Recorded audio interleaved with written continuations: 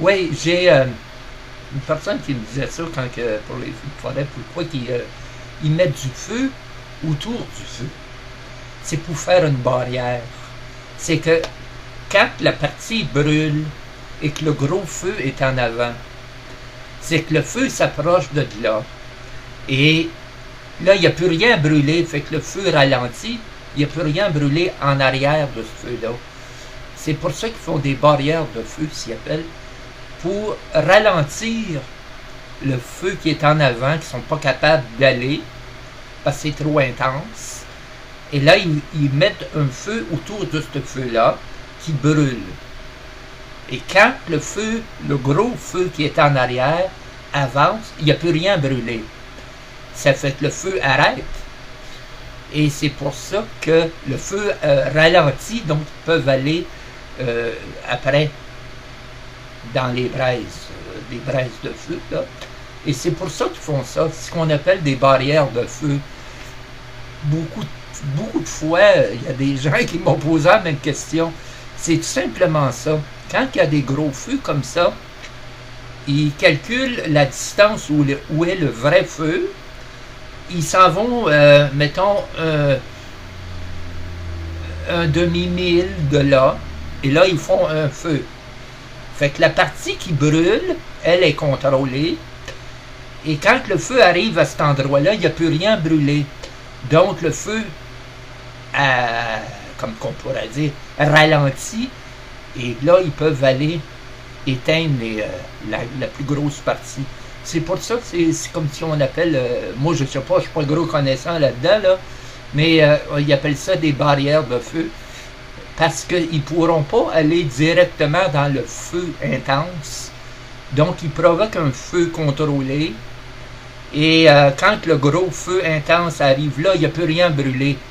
Donc c'est ça qui fait que eux autres peuvent contrôler le gros feu, parce qu'il n'y a plus rien à brûler en arrière, lui.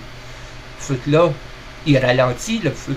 Et c'est comme ça qu'ils peuvent arrêter le feu, le méga-feu.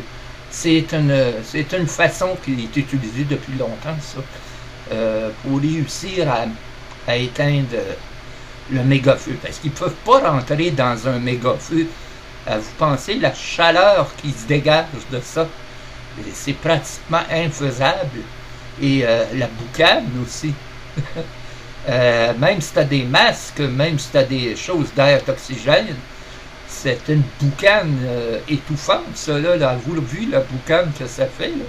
Fait qu'imaginez, là, une personne qui serait là, il ne peut pas rester longtemps, là, avec la chaleur intense que dégage ça, et en plus, la fumée incroyable, le gars, il ne pourra pas rester plus que 20 minutes, même pas, et il va être expédié. C'est malheureux, mais il y en a un qui est décédé. Hein. Il est resté pris dans le feu. Et il a brûlé. C'est triste. C'est triste parce que quand tu penses à ça, là, mourir brûlé, là, c'est la pire chose. Puis là, il était pris. Le feu l'a encerclé. Fait qu'il ne pouvait plus s'en sortir, puis il ne savait pas comment. Puis le fait sortir de là, il y avait tellement de fumée qu'il ne le voyait pas. Fait qu'il est décédé brûlé. C'est horrible, ça, mourir brûlé, mes chers amis. En tout cas, c'est ça. Mais que voulez-vous? Sauf que, comme je vous dis, c'est le bois qui va coûter très cher. Le bois de construction, ceux qui vont construire des maisons bientôt, là, le bois va être excessivement cher. Et le bois que les gens utilisent pour faire le chauffage au bois va être excessivement cher parce que, évidemment, la majorité est brûlée et on ne sait pas quand est-ce qu'ils vont pouvoir arrêter ça carrément. Fait combien de temps ça va prendre et combien de bois qui va rester, hein? C'est ça? Parce que le bois sert au papier, il sert à construire des maisons, et il sert aussi au bois de chauffage, il sert à beaucoup de choses, et là, il va devenir excessivement cher. Hey, je vous laisse là-dessus, et bientôt, il y aura d'autres